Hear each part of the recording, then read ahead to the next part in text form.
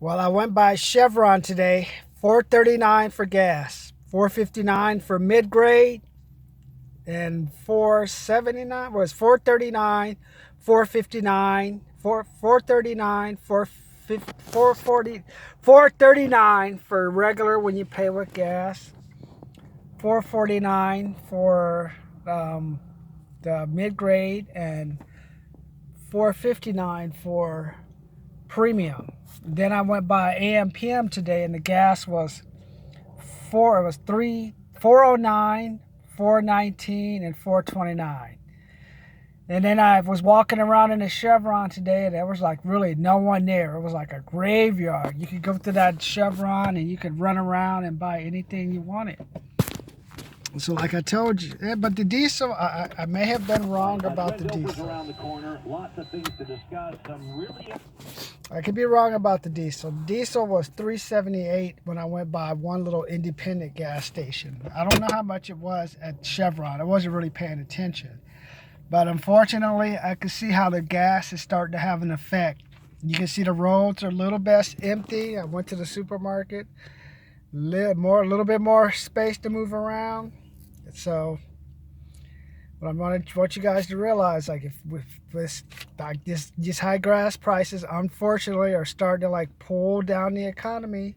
There's a little less money. You have like maybe a dollar or two less to, hey, go to the bar, or have a little less money to buy your that outfit that you want. So what I want you to do, like I told you, I pulled that $50 bill out. There could be a time where a $20 bill is like as rare as a $50 bill. I mean, I was at the gas station the other day, and when I got my car washed, the guy was trying to break 100, and there were like three cash registers, and they were having trouble giving this poor guy change because, I mean, after the Great Depression, anytime you have a $50 or $100, they're like, why did he get that much money? That must be counterfeit or something.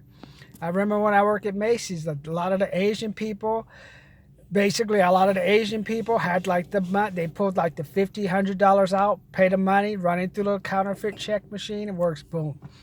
Very rarely I'd see from the Americans, and that's when I hear all these theories about 76% of people living paycheck to paycheck. I kind of agree with it, because like I have that $50 bill, but I know I'll be like that guy at the gas station. I'm trying to get some change. Like, is that a real $100 bill? Take a look at him, follow him outside, double check. I mean, that's why it was a time cash was king. Now all you have is like credit cards. I was at the Albertsons the other day, and a person's paying for their groceries with a credit card. I'm like, man. I remember I did that when I lived in San Francisco. I thought I had quit my job and was having trouble working. A couple of times I used my credit card to pay for groceries, but you pay $100 for some of your groceries, but then I got to make sure I pay that credit card off, or that $100 at that 20% will turn into $120. So you're like paying like a little penalty when you don't pay your credit card bill. So you got to be careful when you use their credit cards. And that makes me look back on the Great Depression. I remember when I used to try to make $20 last like a whole week. I was spending $400 for gas. I remember I went by AM PM today. I was just checking the gas lines. You see how the lines are a little bit longer. You go by Chevron, there ain't nobody at Chevron. So, this is when I remember hunting for like gas. Had a 328 BMW going to a independent gas station to buy $3.50, like $3.89 gas, to avoid paying $4.29 at a Chevron, waiting in line with people, man. And I was supposed to be I'm a high roller looking for cheap gas. Now, what does that mean?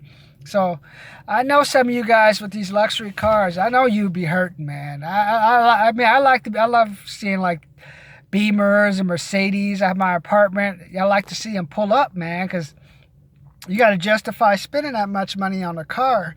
So I always know they're not going to be there very long. They'll be there 10, 20 minutes, but that car will be gone, because you got to justify paying that money and those repair bills. So you got to get out and drive it around. Like, let people think, hey, look at that cool guy in this car. I'm like, yep, I've been there, man. I know what it is to go to the dealer, get that $300 bill to repair the car, $400 for tires that last only 6 months. I've been there, man. But I know these high gas prices are just kicking it. It's hurting you, man. I've been there.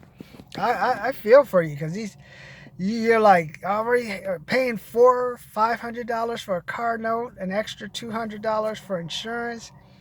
Now I'm paying $400 a month to commute back and forth to work. That just eats into the budget, man. Also, I had a couple of duplexes. I thought I was a real estate mogul. So I was trying to see if I can't get some passive income. Like, hey, I'll have my rent where the tenants will cover everything, and I have extra $200 to $300 to play around with. What I didn't realize, the tenants don't pay their money. So that's what I thought it was funny when I just read in my apartment magazine I get, is how California is going to pass this statewide rent control. I've lived in rent control, and rent control doesn't do anything. In the long run, it really does benefit the person who owns the apartment. Though in the short run, you have to suffer, because the person you can't really get rid of unless there's they do something really stupid.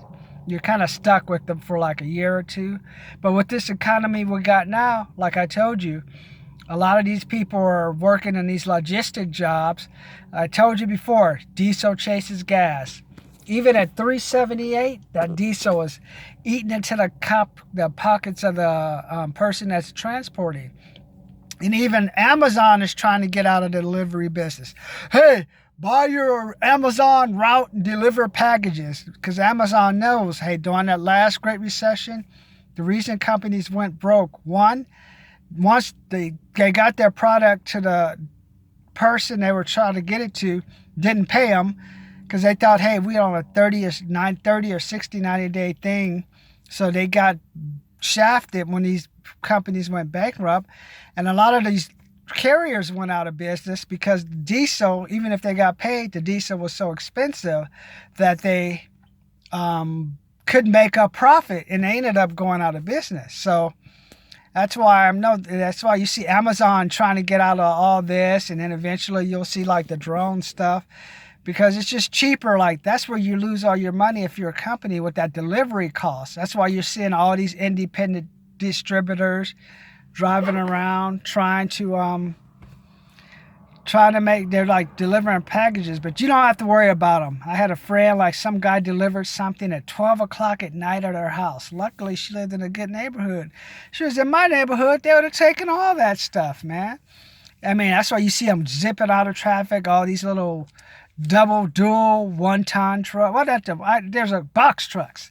See all these box trucks, people trying to make money, but that diesel price keeps going up, you won't see them much longer.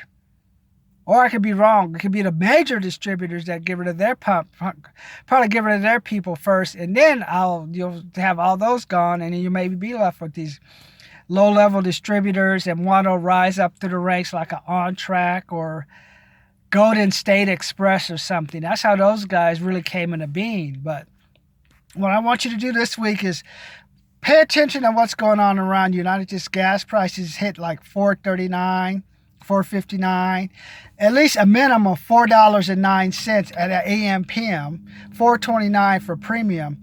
I want you to see how that's affecting it. And I want you to wonder, hey, what would happen if you woke up one day and you lost your wallet, or something happened to your bank account? Do you have $100 or $200 stashed away in cash that you could use, or a debit card? So that's why I want you to just put $100 away, $200 away, or get yourself a prepaid debit card of $50 to $100. Hide it away, and then I want you to go to it at the end of the month or the beginning of the month when you're getting light in the wallet. Look at it and they're like, whew, if everything goes wrong, at least I can eat, or hey, I can at least buy myself gas until I get through this situation. And then we'll talk about, like I told you before, I had a student loan over $94,000 back in 2016. And I got a call Mr. Morris back in 2014. She called me, you better pay this, and we're going to take your taxes. We're going to garnish your wages. And that's when I got into action, man. That's when I started taking the weekends off, got in there all Grant Cardone, Kevin Hogan. I did anything I could to learn different skills so I could learn how to make money. Because now with this gas at $4.59, I got to make money. So I got to take the weekend off. So when we'll talk about some of my strategies, look at my old videos. I want you to strive during this next recession. Not this. I want you to strive during this next recession, not just survive. So let's get together. Let's get this group growing, and let me take you to the promised land.